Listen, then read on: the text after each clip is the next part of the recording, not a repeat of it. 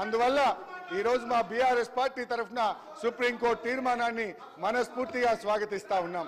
ప్రభుత్వం ప్రవేశపెట్టిన స్కిల్ యూనివర్సిటీకి కూడా మా బీఆర్ఎస్ పార్టీ తరఫున సంపూర్ణమైన మద్దతును తెలియజేస్తా ఉన్నాం. అయితే అధ్యక్ష, నిన్న కానీ ఈ రోజు కానీ సభ జరిగిన తీరు మా హృదయాలను ఎంతో గాయపరిచింది. మా మహిళల్ని శాసనసభ్యులు లక్ష్మణ్ కుమార్ అధ్యక్ష అధ్యక్ష అధ్యక్ష ధన్యవాదాలు అధ్యక్ష. అధ్యక్ష వర్గీకరణ గురించి మాట్లాడండి. వర్గీకరణ గురించి మాట్లాడండి అధ్యక్ష. 10 సంవత్సరాలు అధ్యక్ష 10 సంవత్సరాలు అవకాశం ఇచ్చినందుకు ధన్యవాదాలు అధ్యక్ష.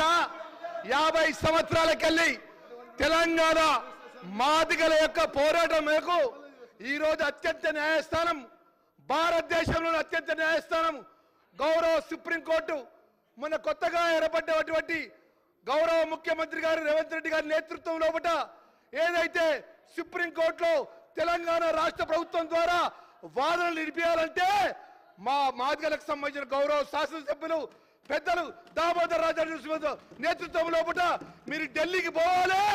ఢిల్లీకి పోయి తెలంగాణ ప్రాంతం ఉన్నటువంటి మన బాధితుల యొక్క వాదన వినిపించాలని చెప్పేసి ముఖ్యమంత్రి గారు ఆదేశించిన వెంటనే దామోదర్ రాజా నరసింహ గారి నేతృత్వంలో మేము ఉన్నటువంటి గౌరవ మాదిగ శాసనసభ్యులందరం కూడా కలిసి ఢిల్లీకి పోయినాం. ఇక్కడ ఉన్న అడ్వకేట్ జనరల్ సుదర్శన్ రెడ్డి గారితో సుమారు 3 గంటలు మేమందరం గౌరవ శాసనసభ్యులందరం మాట్లాడడం జరిగింది.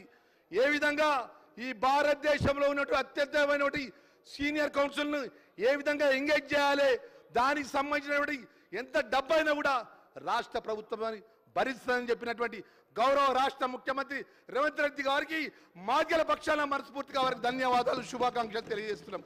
అదేవిధంగా ఏదైతే సీనియర్ కౌన్సిల్ సంబంధించినటువంటి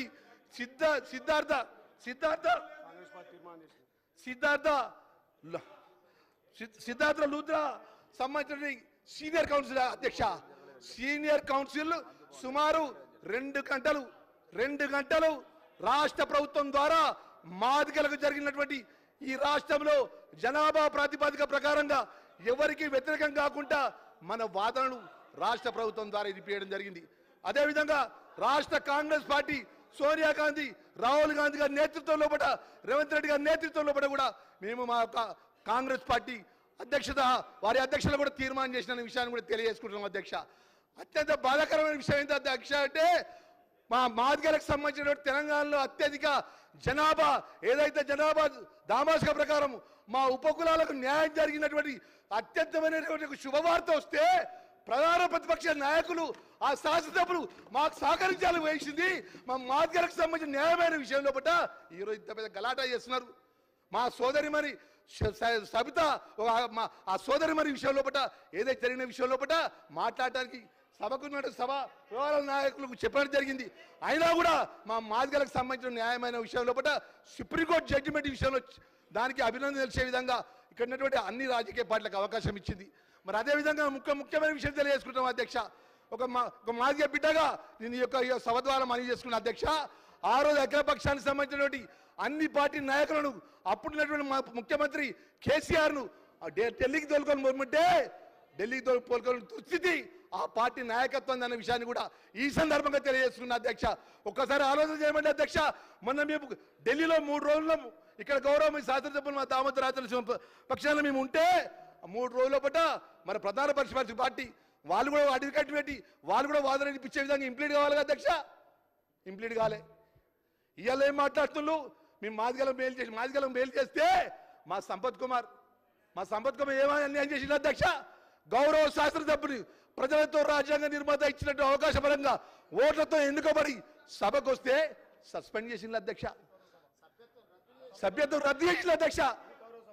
ఏమన్నంటే ఇట్లా ఒక మాదిగలకు సంబంధించిన అత్యంతమైన తీర్పు వస్తే హరీష్ రావు గారు, పల్లె రాజేశ్వర రెడ్డి గారు, జగదీశ్వర్ రెడ్డి గారు ఊగిపోతున్నారు అధ్యక్ష. మాదిగలకు చర్చిస్తాను కానీ ఎందుకు నవ్వుకుంటున్నారు అర్థం వయసులే అధ్యక్ష.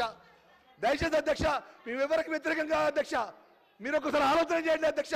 మా తాతలు మా తండ్రులు మేము మా పిల్లలకు భవిష్యత్తు ఉన్నటువంటి ఒక జడ్జిమెంట్ వచ్చింది అధ్యక్ష.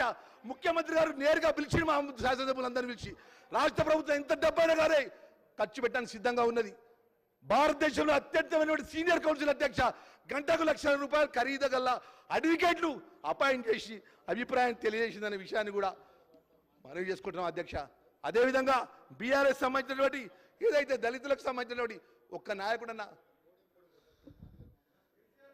మాట్లాడింది అధ్యక్ష. అధ్యక్ష ఒక్కసారి ఆలోచన చేయండి అధ్యక్ష. ఒక్క సోదరిమణి కోసం అధ్యక్ష నిన్నగాక మొన్న మా ఆదివాసి వర్గానికి చెందినట్టు మా గౌరవ్ మా మంత్రి గారిని అక్కడ కౌశిక్ రెడ్డి ఏం మాట్లాడింది అధ్యక్ష? నాలెడ్జ్ లేదు, తెలివి లేదని మాట్లాడింది అధ్యక్ష. మనం మేము ఇక్కడ రాజకీయం చేసినామా అధ్యక్ష? మేము కూడా రాజకీయం చేసినామా? మేము వచ్చి ఇక్కడ బయట ధర్నా చేసినామా? మేము మా ఆదివాసి సోదరిమణి గౌరవ మంత్రి సీతక్క అడవిలో పుట్టి అడవిలో పెరిగి ప్రాణాలు లెక్క చేయకుండా ఆదివాసులకు సేవ చేసిన మా సీతక్కని పట్టుకొని ఏం మాట్లాడింది అధ్యక్ష కౌశిక్ రెడ్డి? ఏం మాట్లాడింది అధ్యక్ష? ఒకసారి రికార్డుగా తీయండి అధ్యక్ష.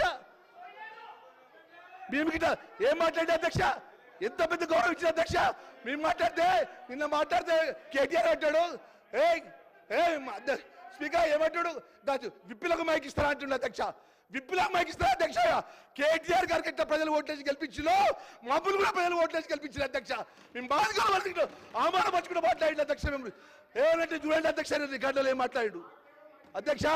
దయచేసి అధ్యక్ష మరొకసారి గౌరవ రాష్ట్ర ముఖ్యమంత్రి గారికి మా మాదిగల జాతి పక్షాన మనస్ఫూర్తిగా వారి కృతజ్ఞతలు అభినందనలు తెలియజేసుకుంటూ ముగిస్తున్నా అధ్యక్ష.